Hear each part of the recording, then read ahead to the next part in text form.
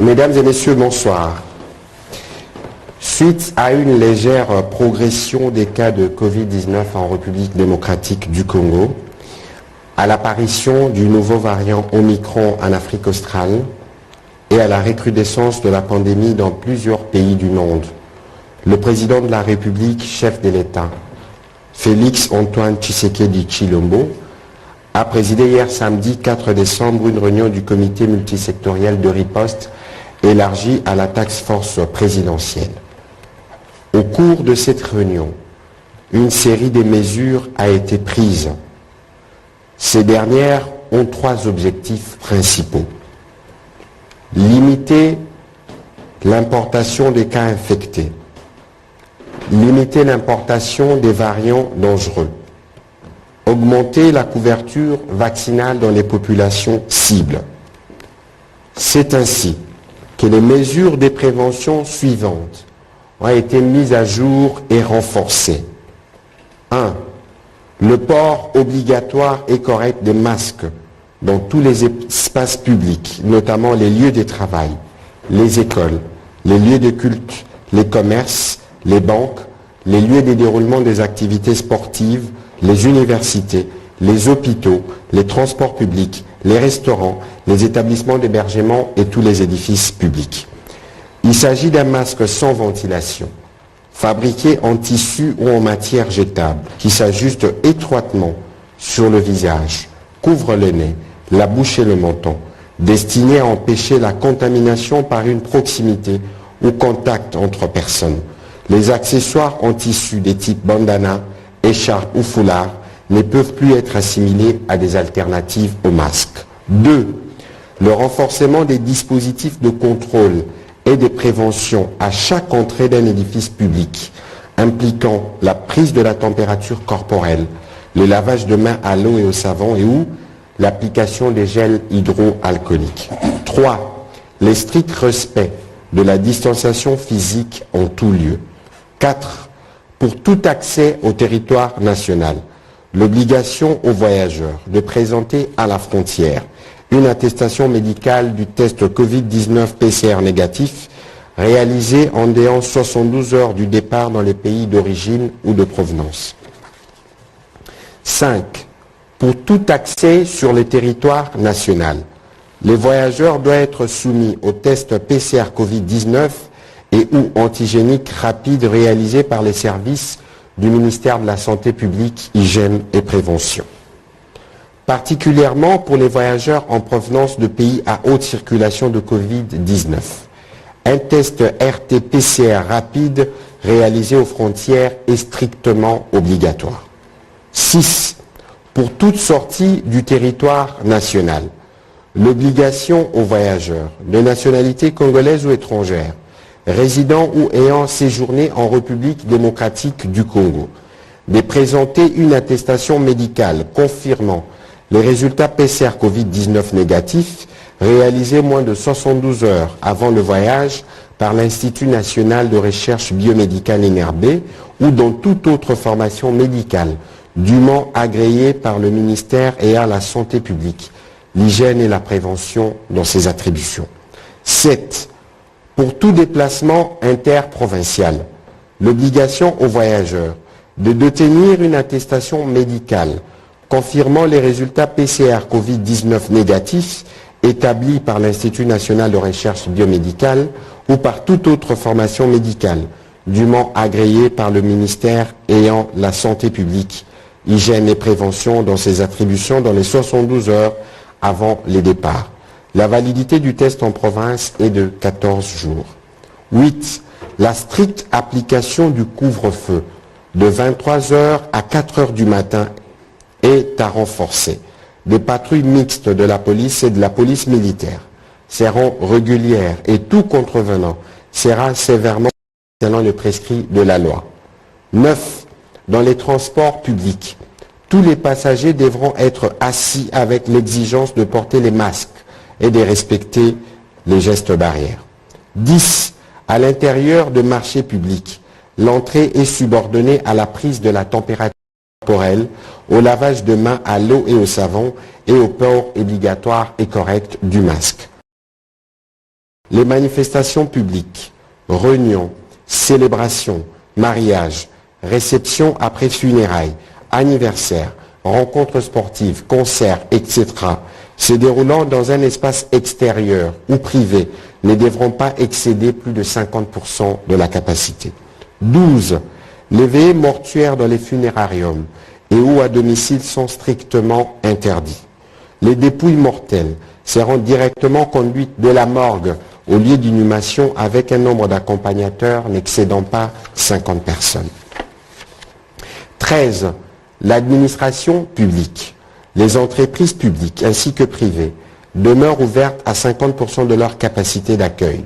L'obligation est faite à tous les employeurs à faire preuve d'une gestion efficiente du personnel et les recours, le cas échéant, au travail à distance ou télétravail est conseillé.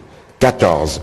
Les universités et les milieux scolaires demeurent ouverts avec le renforcement du strict respect des gestes barrières tels que repris au point 2, tandis que les églises sont astreintes à réduire le nombre de participants à 50% maximum de leur capacité d'accueil lors des cultes et à respecter les mesures barrières ainsi que la distanciation sociale. 15. Afin de limiter le plus possible le contact physique entre les personnes, les bars, terrasses, discothèques et boîtes de nuit peuvent fonctionner normalement dans le strict respect des gestes barrières. 16. L'obligation de se faire tester régulièrement devant tout associé ou non à la fièvre pour toutes les personnes à risque ou les plus exposées à l'aide de tests rapides, à savoir les professionnels de santé, les personnels enseignants, les agents et cadres des entreprises publiques et privées et ou toute autre personne exerçant une activité nécessitant de nombreux contacts. 17. La police nationale congolaise, le service de sécurité, ainsi que les services œuvrant aux frontières, en l'occurrence la Direction générale de migration et le programme national d'hygiène aux frontières sont tenus de veiller au respect strict de présentes dispositions. 18. Les gouverneurs de province ont la latitude de prendre des mesures d'application spécifiques pour la mise en œuvre des dispositions actuelles. 19. Outre les mesures de prévention précitées, le gouvernement recommande fortement la vaccination contre la Covid-19 à toute la population. 20 et enfin, tout contrevenant sera soumis à des sanctions administratives infligées par l'autorité administrative du ressort. Voilà, mesdames et messieurs, les conclusions de la réunion tenue hier sous la présidence du chef de l'État et nous vous avons annoncé les mesures renforcées contre la propagation de la Covid-19. Cette communication sera complétée par celle du ministre de la Santé de manière synthétique, ensuite par le gouverneur de la ville, province de Kinshasa, pour nous permettre d'être complets sur ce sujet. La prévention étant la principale stratégie du gouvernement. Monsieur le ministre de la Santé.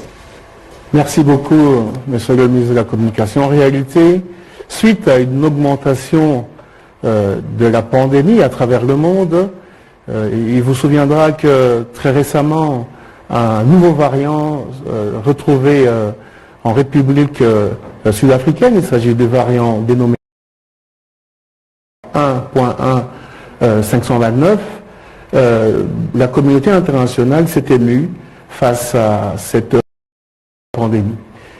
Plusieurs pays à travers le monde ont directement pris des mesures pour renforcer la surveillance de la circulation de ce virus dans les différents pays précités.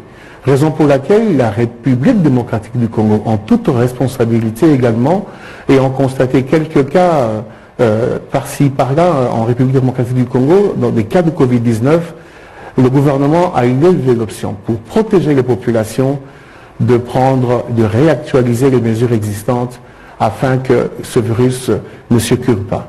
Donc, comme vous l'avez dit dans votre communication, à ce jour, nous maximisons le test à l'entrée du territoire national parce que la pandémie Covid-19 qui est arrivée en RDC le 10 mars 2020 est considérée comme une maladie d'importation.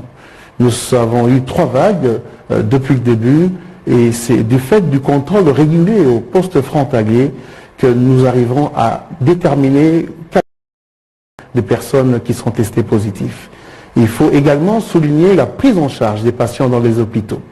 Au mois de mai, lors de la 3e vague, nous avons eu à notifier une moyenne de 1500 cas par semaine. Nous avions à l'époque une occupation de lits Covid dans les hôpitaux, autour de 80% des lits occupés par des malades Covid-19. Et en réanimation, nous étions au-delà de 90 à 95%. Et avec les mesures qui ont été déjà prises au mois d'août, pour diminuer la circulation du virus, nous sommes tombés à moins de 5% d'occupation de lits Covid dans les hôpitaux. Actuellement, la situation, donc le taux de létalité par rapport à la Covid-19 est toujours faible, de 1,9%, mais nous constatons quelques cas dans quelques centres. Raison pour laquelle, et en toute responsabilité, le gouvernement a pris cette option de réactualiser les mesures afin de protéger efficacement nos populations contre la pandémie Covid-19. Enfin, nous appelons la population congolaise à adhérer à la vaccination, car à ce jour, la vaccination reste le seul moyen efficace de barrer la route à cette pandémie qui a tué plus de 6 millions à travers le monde. Merci, Monsieur le ministre de la Santé, Monsieur le gouverneur de la ville. Merci beaucoup, Monsieur le ministre de l'Information, et par les deux ministres, aussi bien par le ministre de l'Information que par le ministre de la Santé. Je pense qu'au point 18, le ministre de l'Information a rappelé que le gouverneur des provinces sont tenus à prendre des mesures d'application pour protéger leur population contre cette pandémie qui commence à revenir au galop. Alors en ce qui concerne la ville de Kinshasa, je pense que aux Kinoises et aux Kinois de respecter d'abord le couvre-feu qui est donc institué depuis, donc il n'a pas été, l'heure n'a pas été changée, on n'a pas changé d'heure. Le couvre-feu est maintenu donc de 23h à 4h du matin. Et les Kinoises et les Kinois doivent respecter le couvre-feu. Ce sont toutes ces mesures barrières qui ont fait que Kinshasa a été épargné, où la République démocratique du Congo n'a pas subi beaucoup de dégâts en ce qui concerne la pandémie à Corona-19.